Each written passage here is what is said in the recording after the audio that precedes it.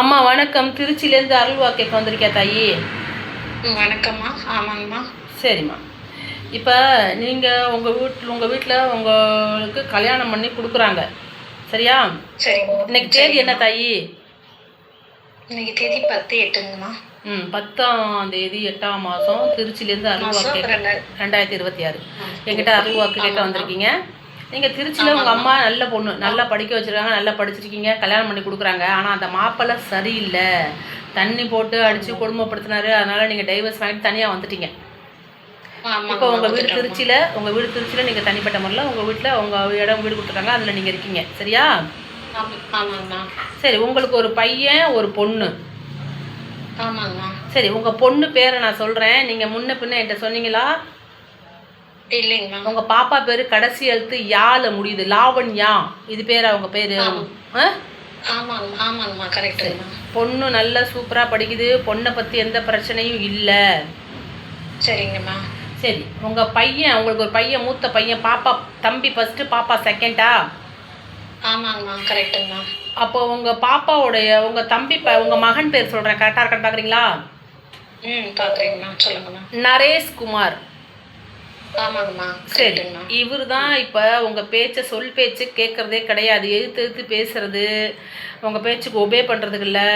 நல்ல பிள்ளையாக தான் வளர்த்தினீங்க. இப்போ ஒரு 2 வருட காலமாக இந்த வேலைக்கு போகிறதில்ல, நல்லா படிக்க வச்சுருக்கீங்க, ஃப்ரெண்ட்ஸுங்க சர்க்கிள் சரியில்லை, உங்கள் பேச்சுக்கு ஒபே பண்ணுறதில்ல, உங்களை எழுத்து பேசுகிறாரு. அதனால் மனம் உடைஞ்சு போய் என்னம்மா பண்ணலாம், ஏதாவது மந்திரம், ஏதாவது கோயிலுக்கு போனோமா, தம்பிக்கு நேரம் எப்படி இருக்குது, இந்த நேரத்துக்கு இந்த வயசுக்கு இப்படி தான் இருப்பாரா அப்படின்னு என்னை அருள்வா கேட்க வந்தியா தாயி?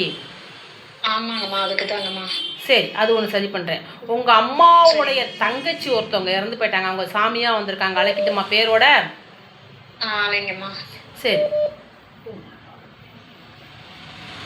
அவங்க பேரு சொல்றாங்கம்மா. சரிங்கம்மா. தேவி. தேவி, உங்க சித்தி பேர் தேவி, கரெக்டா? ஆமாங்கம்மா, கரெக்ட்டுங்கம்மா, கரெக்ட்டுங்கம்மா. இப்போ உங்களுடைய அம்மா வந்து கேன்சர்ல இருந்தாங்களா தாயி? ஆமாங்கம்மா, கேன்சர்ல தான் இருந்தாங்க. கரெக்டா இது? கரெக்ட்டுங்கம்மா. பாப்பா, நீங்க ஒரு பிஸ்னஸ் பண்றீங்க, ஹோட்டல் வச்சு நடத்துறீங்க. ஆமாங்கம்மா. இந்த ஹோட்டலில் உங்கள் கூடையே இருந்துக்கிட்டு உங்கள் சம்பளத்தை வாங்கிக்கிட்டு உங்களுக்கு கெடுதல் செஞ்ச ஒரு அம்மா வருது. அந்த அம்மா பேர் சொல்கிறேன், கரெக்டாக இருக்கான்னு பார்க்குறீங்களா? சரிங்கம்மா. சாந்தினி. கரெக்டுங்கம்மா. அந்த அம்மா என்ன பண்ணிக்கு உங்கள் கூட இருந்து உங்களுக்கு கெடுதல்லாம் பண்ணிச்சு. இப்போ நீங்கள் வேலை விட்டுமே நீக்கிட்டீங்க. நல்லது.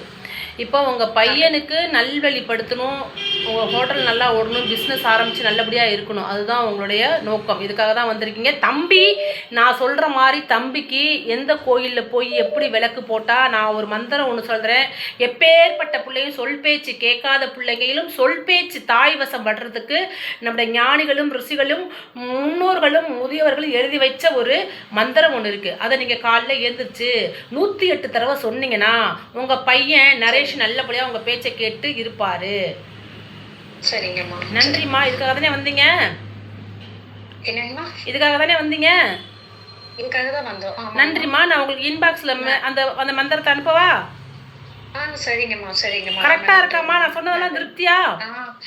எல்லாம் கரெக்டா சூப்பரா சொன்னீங்கம்மா, ரொம்ப திருப்திங்கம்மா. நன்றி பாப்பா. நன்றிங்கம்மா, ரொம்ப நன்றிங்கம்மா, நன்றிங்கம்மா, நன்றிங்கம்மா.